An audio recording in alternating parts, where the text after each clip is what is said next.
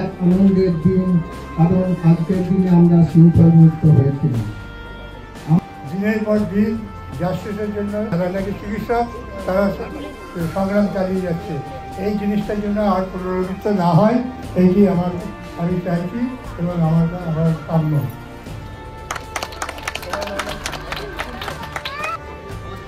তবু আমরা একবার অতীতটাকে একবার স্মরণ করে যদি দেখি, তাহলে আমরা বর্তমান দিনের যে অবস্থা, তার যে গুরুত্ব, সেটাকে আমরা আরো ভালোভাবে উপলব্ধি করতে পারি।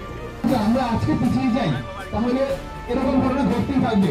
যে মেয়েরা সারা জীবন পায় না আদর কারো কাছে, ওদের কাছে প্রশ্ন করো, ওরা কি সব সত্যি জানে স্বাধীনতা দেখতে কেমন, স্বাধীনতার সঠিক মানে, এদেশ আশার স্বপ্নে ভাষার, এদেশ প্রাণের গানে।